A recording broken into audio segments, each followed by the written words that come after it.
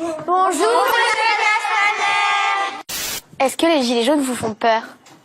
La question n'est pas de faire peur, mais je sais qu'ils font peur aux commerçants, sais qu'ils font peur à de nombreux habitants. Est-ce que vous pensez que les gilets jaunes vont entrer dans l'histoire?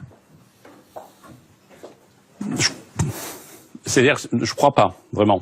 Donc, si jamais ça entrerait dans l'histoire et que c'était appris au cours d'histoire à l'école, est-ce que vous pensez que ce sera appris d'un aspect positif ou négatif? Je sais pas. Je sais pas. Moi, je sens que dans ce mouvement des Gilets jaunes, il n'y a que des perdants.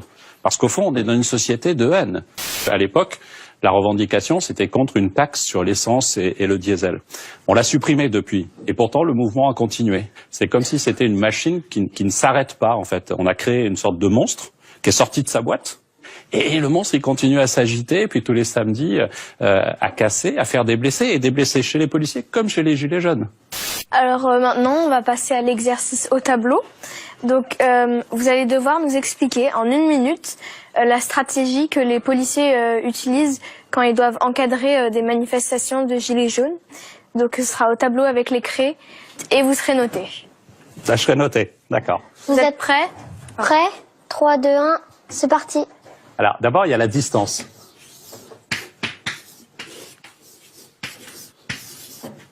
Si tu as une rue comme ça, et que les manifestants font mouvement, on va veiller à laisser toujours une distance suffisante, par exemple, entre la police et les manifestants. Et donc toujours, si par exemple ils avancent, ils vont se déplacer. La distance, c'est essentiel. Ensuite, il y a le nombre. S'il y a un individu qui veut envoyer des cocktails Molotov, je suis pas très fort en dessin, et qu'en face, il y a un seul policier, bah, ça se passe pas bien. Si par contre j'en ai 10,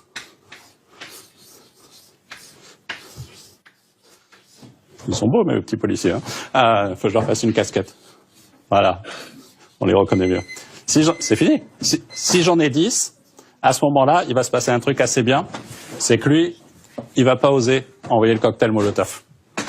Et donc, si je sais gérer la distance et si j'ai suffisamment de policiers, j'ai pas de problème de violence. C'est une clé essentielle. Et c'est pas une question d'armes. Pourquoi vous autorisez les tirs de flashball? Enfin, les policiers à avoir des flashballs? Bah, d'abord, c'est une arme de protection.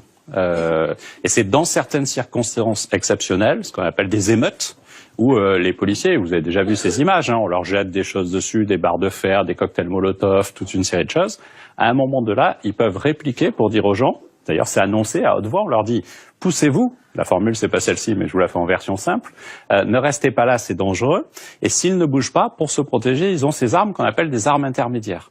Et si tu leur supprimes les lacrymogènes qui permettent de tenir à distance, et si tu leur supprimes les autres moyens comme le LBD, ben à ce moment-là, on sera beaucoup plus au contact et il y aura des bagarres qui feront beaucoup plus mal. Mais aussi, parfois, il y a des policiers qui tirent comme ça, face aux gilets jaunes.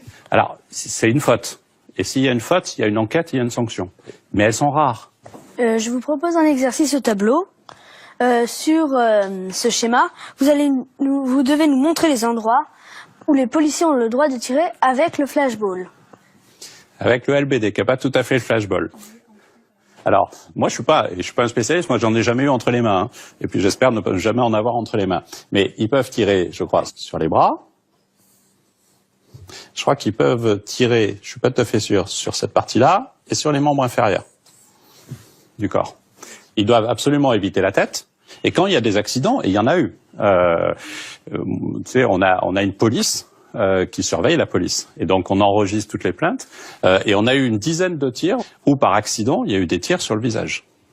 Et là, c'est dangereux. Et cette arme, elle est dangereuse. C'est une balle en plastique. C'est une arme qui est faite pour empêcher quelqu'un d'être violent avec les policiers. Donc, elle est puissante.